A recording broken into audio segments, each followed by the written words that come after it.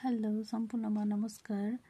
आज म हजुरहरूलाई विद्यालयमा एमइसमा रहेका विद्यार्थीहरूको नामौलीबाट अपाङ्गता भएका विद्यार्थीहरूको नाम मात्र कसरी निकाल्न सकिन्छ भन्ने बारेमा थप जानकारी दिँदैछु।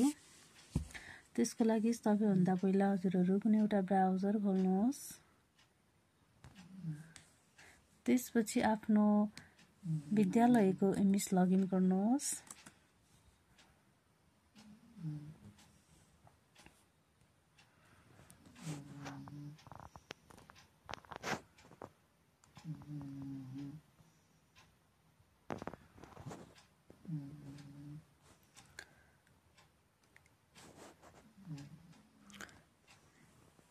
यसरी एमइस लगइन गर्नुहोस्।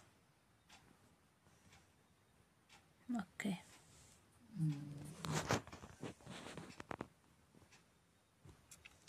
अपाङ्गता भएका विद्यार्थीहरूको नाम एमइसबाट यसरी एकैचोटि निकाल्न सकिन्छ। त्यसको लागि एमइस लगइन भइसकेको छ।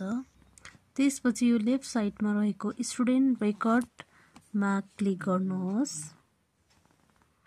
त्यसपछि स्टुडेन्ट्स इन्फर्मेसन यसमा जानुहोस्। स्टुडेन्ट इन्फर्मेसन्स त्यसपछि यहाँ विद्यालयको नाम हुन्छ, मिस कोड हुन्छ, इयरमा 2082 चुज गर्नुहोस्। अनि क्लास भनेको हामीलाई एज अ होल रिपोर्ट निकाल्नु छ, सो अल क्लिक गर्नु होला। अनि यता गएर लोड गरिदिनुहोस्। लोड गरिसकेपछि हजुरहरू सबैको स्टुडेन्टहरूको डिटेल्स आउँछ, यहाँ विवरण यसरी आउँछ। सबैको विवरण यहाँ लोड भइसकेपछि एक्सपर्टमा क्लिक गर्नुहोस्। एक्सपर्टमा क्लिक गरेपछि यहाँ एउटा एक्सेल डाउनलोड हुन्छ। अनि पूर्ण यो एक्सेललाई खोल्नुहोस् यसरी। त्यसपछि सबै स्टुडेन्ट्सको विवरण आउँछ यहाँ। अनि यसलाई इनेबल गर्नुहोस्।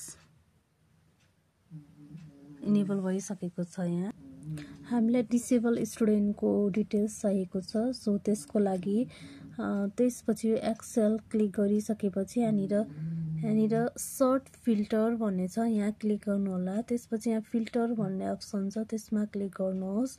अनि त्यसपछि हामीलाई चाहिएको अप्सन भनेको डिसेबल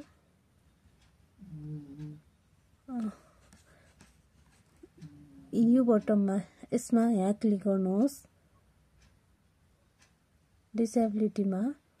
एन्ड देन त्यसपछि हामीलाई कुन चाहिँ चाहिएको, मेन्टल फिजिकलवाला हो कि एनीवाला हो कि नो डिसेबिलिटी चाहिएको कि कुन चाहिँ चाहिएको, यो मध्येको कुनै एउटा कुन खालको स्टुडेन्ट्सको डाटा हेर्न मन लागेको त्यसमा मात्र क्लिक गर्नुहोस्। जस्तो म एउटा इक्जाम्पल देखाउँछु।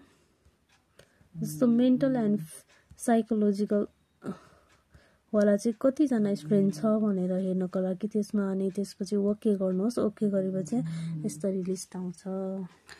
हजुरहरूकोमा डिसेबिलिटी स्टुडेन्ट छन् भनेदेखि यहाँ देखाउँछ जो एमइसमा इन्ट्री हुँदाखेरि ती इन्ट्री भएको छ ती स्टुडेन्टहरूको चाहिँ यहाँ लिस्टमा देखाउँछ। ओके, थ्याङ्क यू, धन्यवाद।